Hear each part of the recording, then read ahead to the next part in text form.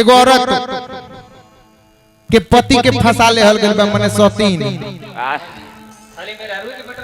हाँ तो सौतीन ने मान ली कि बड़ा खतरा करे लिए घरे। अब मान ली कि बाड़ी हऊ जाके अटैक करी है तो दिक्कत तो होइबे करी। का सुनी भैया तेही में औरतिया वियोग में कहतरी कोना भाव में कहतरी बाबू रे हरे किया गला गो पिलुआ पड़ो। क्या बात है प्याजी, क्या बात है। अरे मोटा की तोरा मोटाई में देखाओ मत देखल भाई है 6 महीना पहले से देखत हाँ लागत बा उसमें आय हाय हाय हाँ तो उहे नु भाव देखावे के बा नाती के बेटा हिलावे के बा। कहती है कोन भाव में औरतिया अपना सखी से कहती है कि देखी ए घड़ी हमार पति कोनो सौतिनिया के साथे लागल बरी। अरे आ कहती है कोन भाव में ऐसे कहती है। एक गीत बड़ा प्यारा बावे माननीय संतोष कुमार जी के लिखा हुआ बड़ा ही लेखनीय गजब के बावे। हम चाहें कि आप सबके जरूर अच्छा लगी आशा ना पूरा विश्वास बावे।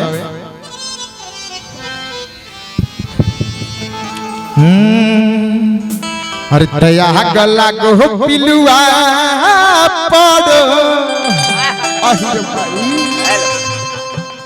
अरे मोटकी तोरा मोटाई में क्या बात है।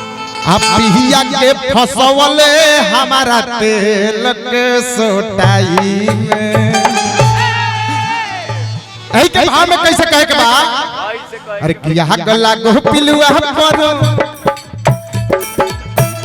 गला गो पिलुआ परो मोटकी तोरा मोटाई में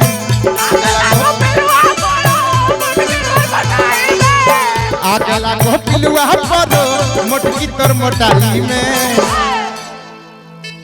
बाप रे बाप हई मोटकी कितना मोटाई भइल बा कि ना दिख बेटी ढेर आगे बढ़ती है।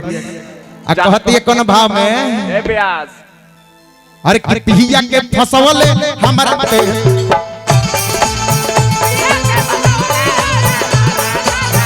पिहिया के फसवले हमरा तेल के सोटाई में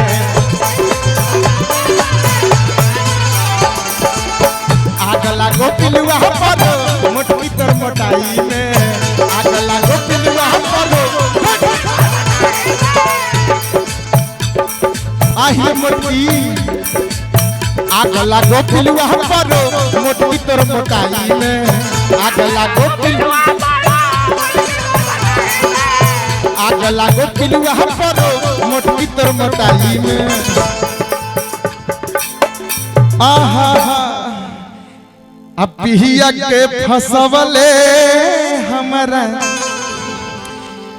तेल के सोटाई में सोट दे आज भर फाइनल हो जाओ। अरे किया गला गो पिलुआ परो मोटकी तोर मोटाई में आगला गो पिलुआ परो मोटकी तोर मोटाई में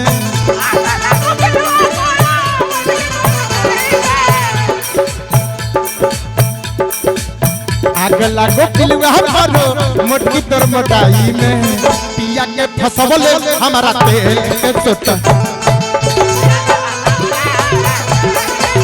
पिया के फसवले हमारा तेल मानिए हमारे बड़े भैया छोटू सिंह बड़ा ही सहयोग मिलेगा उनको छोटू भैया के अभी हमारे सामने प्रेजेंट है जियो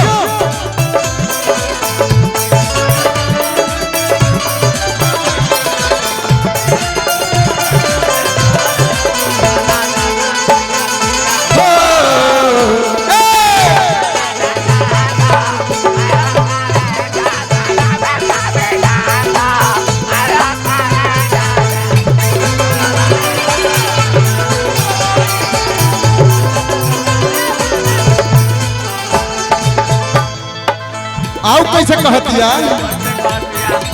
बड़ा गजन बरे जानत रहो ए घड़ी औरतिया इतना वियोग में बड़ी नु क्या बताई कि केकरो सौतीन नजर आ जाओ तो ओकर का हाल होई अनिश भैया रविंदर भैया अब बताई कि अगर केकरो सौतीन नजर आवे तो औरत के तो वियोग ना अंदर से छाती कबर जाला कहती है कोना भाव में बाटे पागल आइल तोहर देख के ब्यूटी तोहर चक्कर में छोड़ देला बाड़े ब्यूटी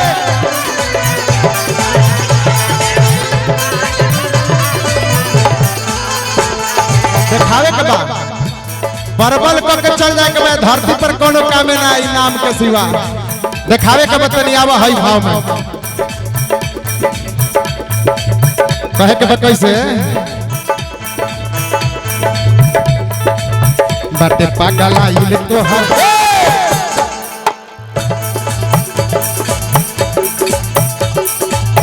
हाँ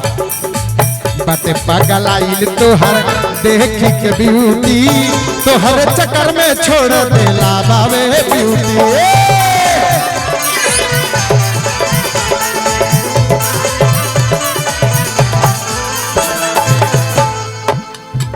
आओ कैसे कहता अरे की बड़ा मजा ले तारे अरे किसे के लोटाई में अरे की बड़ा मजा ले तारे आहिर माई मन तो करता कि छप्पर पर चढ़ के जान दे दी रे अरे की बड़ा मजा ले तावे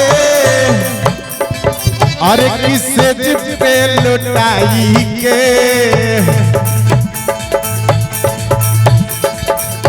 बड़ा मजा ले तावे से के लुटाई में बड़ा मजा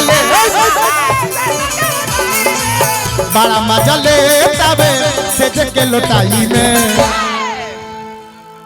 दादा कितना नु शिकायत करे के नाती के बेटा सुधर जाओ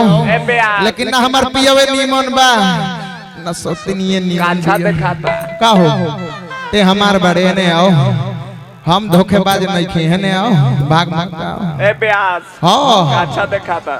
त रहे न तेरा का दिक्कत बा तोहरो तारा मिली रे फरेंसी का छाए घरी ढेर महंगा मिलता कोनो सोला पहनता हां पलांटी मार दे में जे इतना मॉल काहे खाती खुलल बारे सच्चो हरि की पिया के फसवले हमरा अतेल के सटाई ना मन बे हर त पिया के फसवले हमारा तेल के सटाई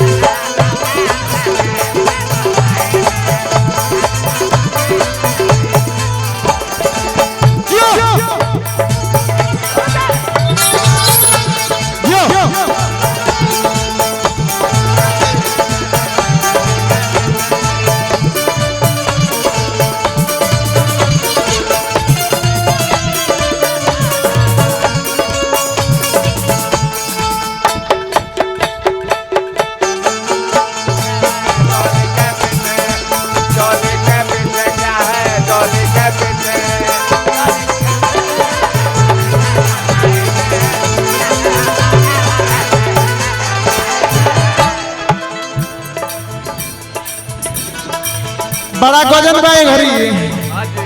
मंटू बरादर अनिश भैया प्लीज कंटेल मी जे मोबाइल है तना न देखाव तरी हाई हिल के सैंडल ये मन त करत कि दादा रे का हो मनीष जी टेंगाड़ी बाबा के घरी ना लेबो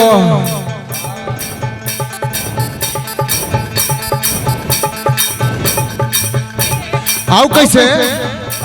और अतिया कहत रही कि कोना कोना पिया बर्बाद भइल बा सोनू भैया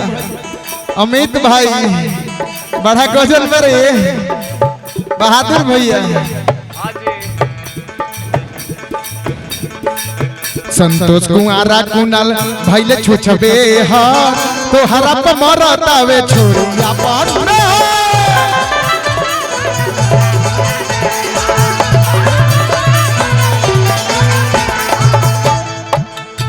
बताई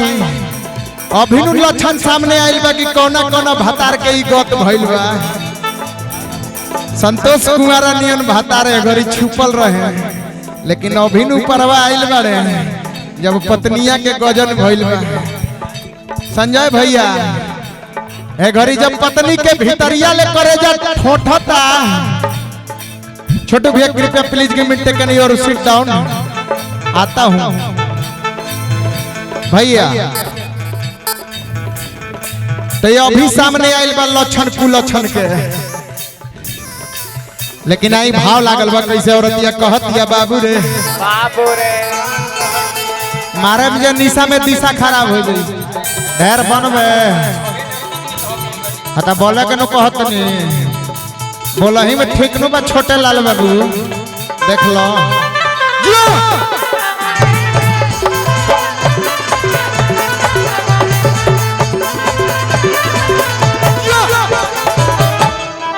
औरतिया कहतिया रे बाप रे अहिर माई संतोष कुमारा कुनाल भैले छुछबे हा तो हरप मरतावे छोरिया अपन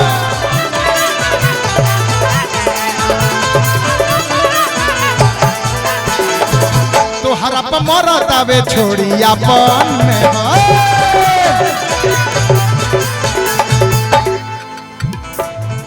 आओ कैसे अरे निहुरी निहुरी पतले दिखावे के बा हाउ वाला साग कैसे खोटाला हमनी यहाँ देहात में साग खोटे जाने लू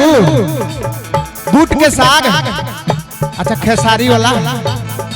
अरे हाउ खेसारी मर्दे आजकल स्टार बुझाता हमार बड़का भैया खेसारी लाल हाउ साग नहीं खूब खोटले आए इस सागे नहीं खूब खोटले इस साफे खत्म बिया जहां नाती के बेटा हम तो बुझनी है कि सब लूर ज्ञान के अगरोबा कह दिया साग एक तरीका से खोटाला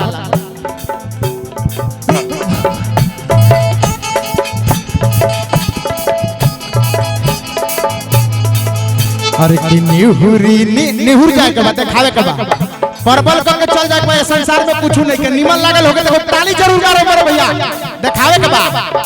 अरे कि निहुरी निहुरी खोटले अरे कि निहुरी निहुरी खोटले सागे के खोटाई में नाती के बेटी पोट ले बिया ओकरा के अब ई का जानतरी के हो बियाहल बिया अब उ नाती के बेटा एक के जानता कि संतोष कुमार बियाहल बा अनिश भैया बियाहल बड़े ई के जानता अरे भतुआ के साग हो लेकिन ओकरा के साग के खोटाई के लालच दे के ये पटौले बिया अब कहती है कोना भाव में आओ हम बताओ तनी हम खाटी देहाती भोजपुरिया मर्द बनिया देखाए के बा ऐसे दोनों हाथवा नीचे कर ले ऐसे हां खोटे के बा देखावे के बा अरे कि निहुरी निहुरी खोटले अहिर माई इतना नु निमन बूट के साग लागेला कि चटनिए चाटे में खाली मन करता कि चाटते रही अरे कि निहुरी निहुरी खोटल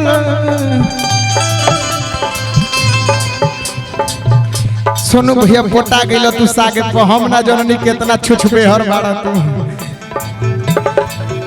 बताई के पैसा खातिर कुछौ करेला ई सागे पे पोटा गइल बाड़े बसंत भैया जैसन मरद सागे पे पोटा गइले अरे कि निहुरी निहुरी खोटल अरे कि साग के खोटाई में तो निहुरी निहुरी पटले आवा भाव में देखा के बा निहुरी निहुरी पटले सागे के घोटाई में जो निहुरी निहुरी पटले सागे के घोटाई में अपिया के फसल आई आई अपिया के फसल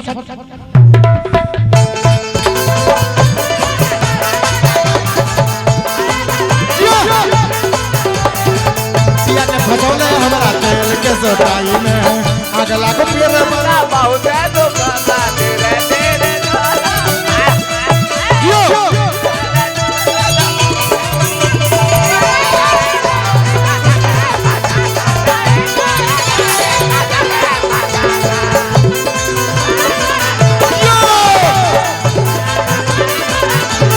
पिया के फसौले हमारा तेल के सोटाई में अब तनी चाठी देखावे के बा खेला क के चल जाए के चले हमारा तेल के सोटाई रंगे हमारा तेल के सोटाई पिया के फसौले हमारा तेल के सोटाई मरले हमारा तेल के पिया के फसौले हमारा तेल के सोटाई